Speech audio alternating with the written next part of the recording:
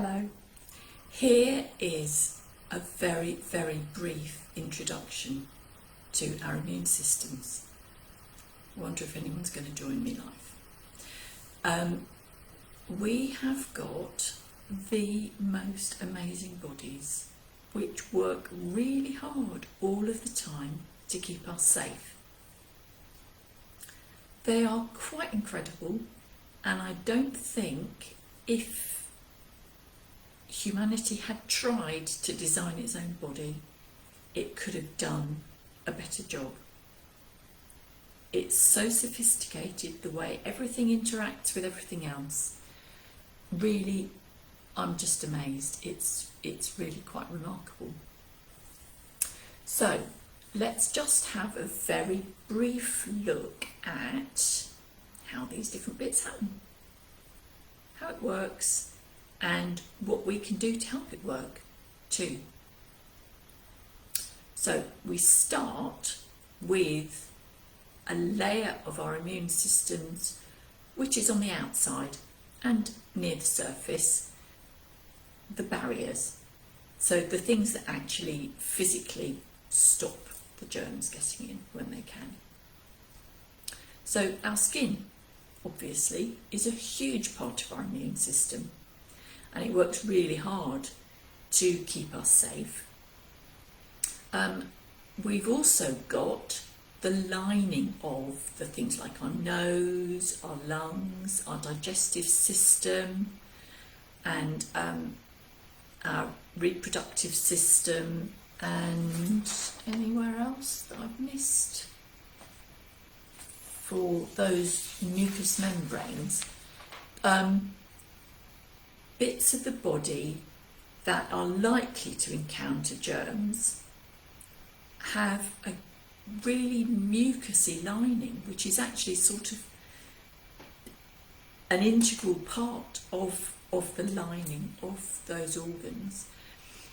And these are designed to trap germs, things that shouldn't be there. So pollen is going to get trapped up your nose.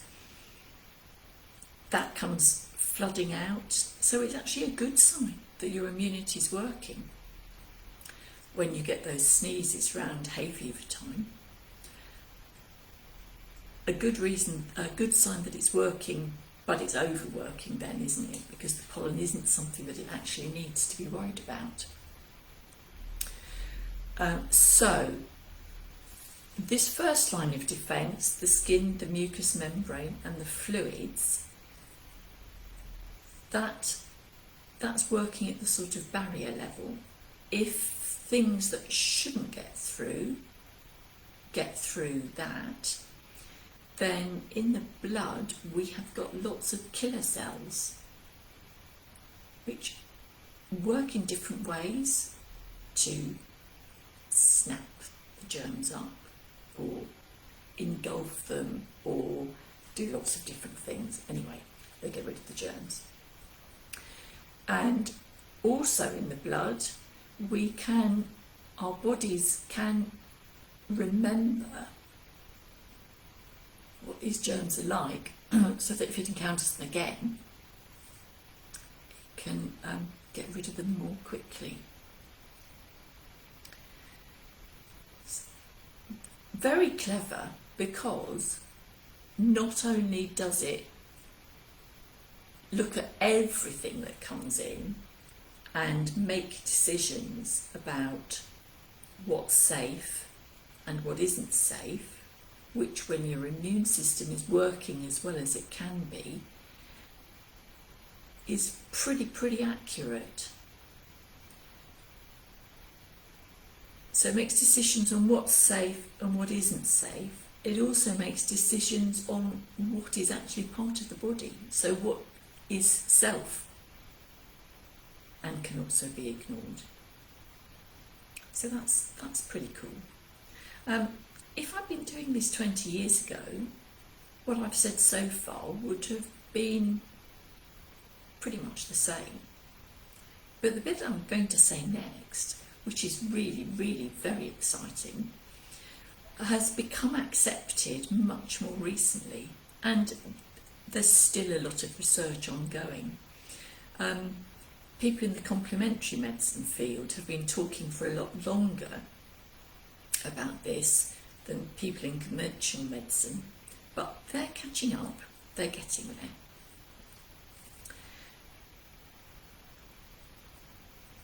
Because I bet you don't know where most of the cells in your immune system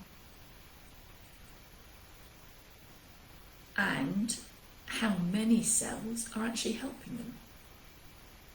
Most of your immune system is located in your gut, and that's 70 to 80%. That's a heck of a lot, isn't it? And I guess that's to help protect us from eating things which are going to cause us damage. So if your immunity is working well, you eat something that is not good for you, it comes out pretty quickly. One end or the other, or both, doesn't matter really, does it? Because it's not being allowed to get into your body any further.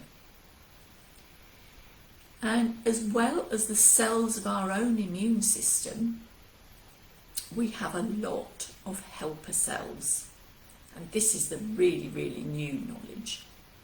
And these helper cells are the good microbes that are part of our body's defence system. And there's a lot of them. There are 40 trillion. How many is that? Well, that is 40 million microbes, which are working with our body to help keep us safe. And we don't know all there is to know about them. There's still a lot of research ongoing to try to find out all the different sorts of microbes that there are, and to find out what they do to help us. Because the more research that's being done, the more they find what complex roles they actually have. It's a really close relationship between the cells in our body and the cells that are microbial cells that are part of our helper system. They get nourishment from the food that we eat, and in return they do so much for us. They actually help us digest our food. They help us synthesize nutrients. There are certain vitamins which we can't synthesize if we haven't got adequate gut flora. And I think they're involved in the synthesis of an awful lot of different things. You know, people are finding that there's odd enzymes that don't work here, there, or wherever in their bodies. I reckon that the reason that might be happening is that the gut flora that are designed to help with that bit of the synthesis are missing. So that's quite amazing, isn't it? It's what they call a symbiotic relationship. It works both ways. So we get so much from them and they get a lot from us as well. So these are the good bacteria doing the bad bacteria, because inside our guts we do have a balance of both, the good and the bad, but it is really important that we keep that balance where it is and in favour of these good bacteria, because they really, really are helping keep us safe in so many different ways. So what can we do to help with our immunity? We can do a lot, and I'm not going to talk about a lot of different things today. I'm going to focus on these gut bacteria today, because what we can do is make sure that we're eating a really good range of fruit and vegetables, because the starchy fruit and vegetables in particular have got what they call soluble and insoluble fibre. as part of them. And it's those bits which help the good bacteria and not the bad bacteria to grow in your gut and actually take a hold and, find it a nice place to be. That's also what you get in some probiotic supplements called FOS, fructooligosaccharides. That's the stuff, or one of the stuffs, that can help the good bacteria take hold. So fruit and vegetables is obviously a cheaper way of getting that, and the wider range of fruit and vegetables you eat, the more likely it is that you'll have exactly the sort of conditions that exactly those right bacteria for you want to help them be there. Now,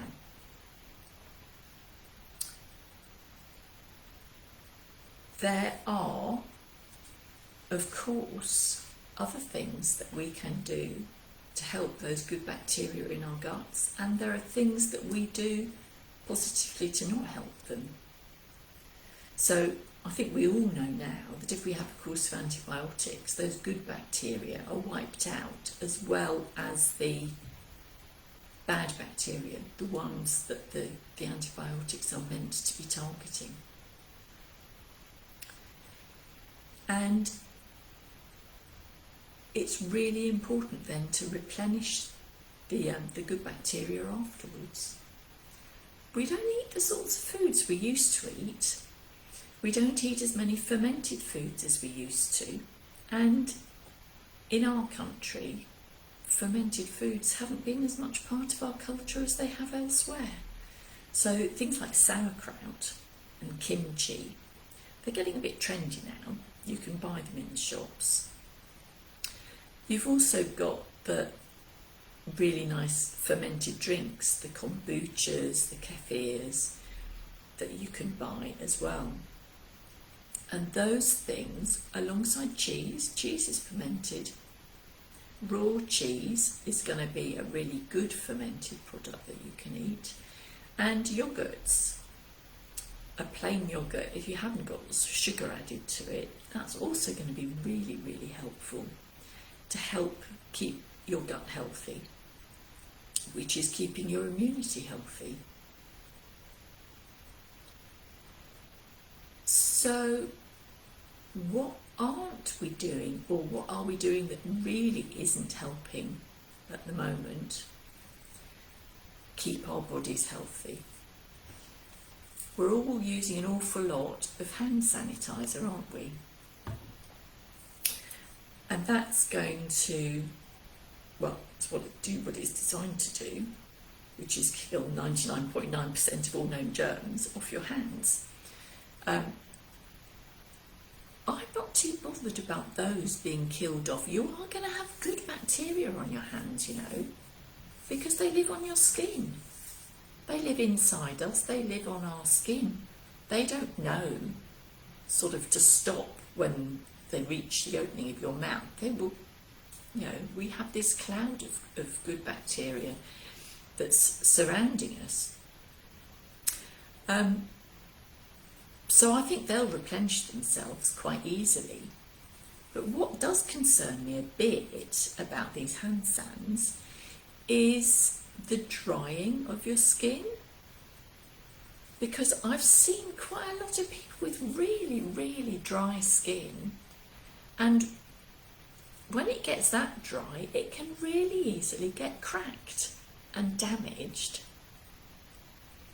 And then that barrier, that first entry point of the immune system, that barrier can get breached.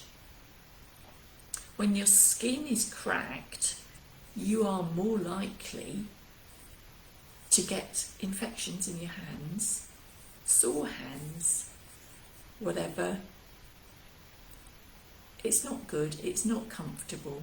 So I think really try to think about ways of ensuring that you don't have germs that you don't want on your hands, but treating your hands with a bit of respect so that they can still keep us safe.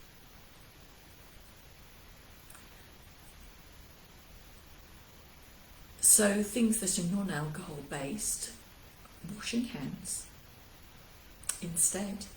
Washing hands is actually meant to be more effective against viruses than using a hand sanitizer.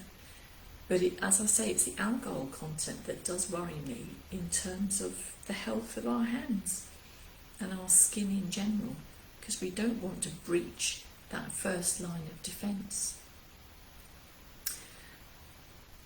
Now, if anyone's feeling that their diet isn't going to give them as many fruit and vegetables and